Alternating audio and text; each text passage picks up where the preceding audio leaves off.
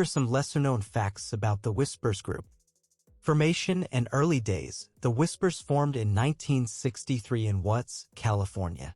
The original members included identical twin brothers Wallace, Scotty, and Walter Scott, along with Gordy Harmon, Marcus Hudson, and Nicholas Caldwell. Sly Stone's influence. After being invited to the San Francisco Bay Area in 1966 by Sly Stone, the group relocated to that area where they began developing a reputation as a show-stopping live act. Military service. Walter Scott was drafted to serve in the Vietnam War during that period for 18 months, returning to the group in 1969 after discharge. Lineup changes. After Harmon injured his larynx in a driving accident in 1973, he was replaced by former Friends of Distinction member Leaveil. Production company. The Whispers later established their own production company, Satin Productions, through which they released their independent 2006 album For Your Ears Only. Sit back, relax, and let's cruise back to the late 1960s on the West Coast scene.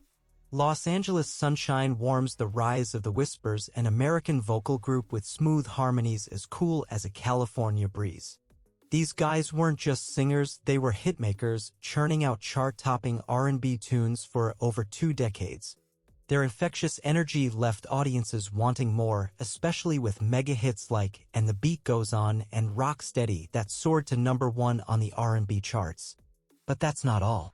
The Whispers racked up a whopping 15 top 10 R&B singles, proving their consistency and undeniable talent. Their albums weren't slouches either, landing 8 in the R&B top 10 with 2 self-titled The Whispers and the soulful Love Is Where You Find It hitting the coveted #1 spot. The Recording Industry Association of America, RAA, showered them with recognition, awarding them 2 platinum and 5 gold albums, a testament to their enduring legacy. The current net worth of the Whispers group is estimated to be around $18 million as of 2024. This figure has been accumulated through their album sales, concert performances, and royalties from their music. Professional career. In 1963, the Watts neighborhood of Los Angeles witnessed the birth of a musical force, the Whispers. This wasn't your average group, it was a brotherhood forged by harmony. At the heart were identical twins, Wallace, Scotty, and Walter Scott, their voices a natural, intertwined melody. Alongside them were Gordy Harmon, Marcus Hudson, and Nicholas Caldwell, each adding their unique flavor to the sonic blend. Fate intervened in 1966 when Sly Stone, the legendary musician, extended an invitation. The Whispers, hearts pounding with ambition, relocated to the San Francisco Bay Area. This became their proving ground. They honed their skills, transforming into a live act that left audiences breathless. But their journey wasn't without hurdles. Walter Scott, answering the call of duty, served in the Vietnam War for 18 months. The group persevered, waiting for their brother's return in 1969. Another twist came in 1973. A car accident sidelined Gordy Harmon and his larynx was injured. However, the music wouldn't be silenced. Leaveil, a former member of the Friends of Distinction, stepped in, his voice seamlessly weaving into the existing tapestry. The Whispers were ready to take the world by storm, their story far from over. The Whispers started hot, dropping a string of singles on the Los Angeles label Dore. But their sights were set on bigger stages. Landing with Soul Clock, a smaller LA label run by the visionary producer Ron Carson, proved to be a turning point. Carson, with his golden touch, sculpted their sound and crafted their breakthrough smash, Seems Like I Got to Do Wrong, in 1970.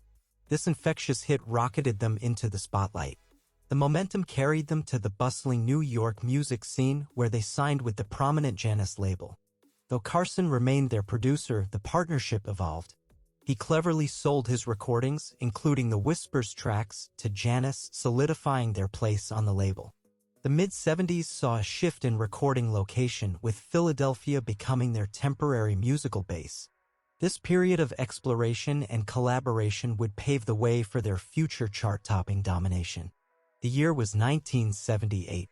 The music landscape was electric and the Whispers were ready to plug in.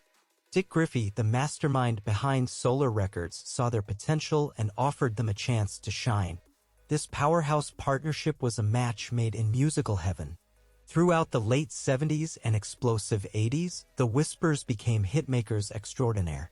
R&B and Billboard charts bowed down to their infectious grooves. They weren't just dominating genres, they were conquering dance floors. In 1979 to 80, their electrifying medley "And the Beat Goes On, Can You Do the Boogie Out the Box" reached the coveted #1 spot on the Hot Dance Club Play chart. It was a sonic triple threat that had audiences moving their feet and grooving to the rhythm. Their success transcended borders. Across the pond, the UK went wild for their music. "And the Beat Goes On" became a chart-topping sensation, peaking at #2. It wasn't a one-hit wonder, though. "It's a Love Thing" followed suit, charming its way into the UK's top 10 in 1981. But the Whispers weren't done yet. In 1987, they stormed back onto the US scene with "Rocksteady." This irresistible track shattered barriers, becoming their first top 10 hit on the prestigious Hot 100, reaching a mighty #7. It wasn't just about mainstream success, though.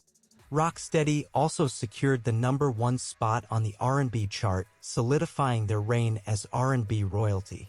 The Whispers weren't just making music, they were making history. Here's the rewritten text with more descriptive language. The Whispers weren't just singers, they were music moguls in the making. They established their own production company, Satin Productions, a platform to unleash their creative vision. In 2006, this powerhouse released "For Your Ears Only," an independent album that proved their artistic independence.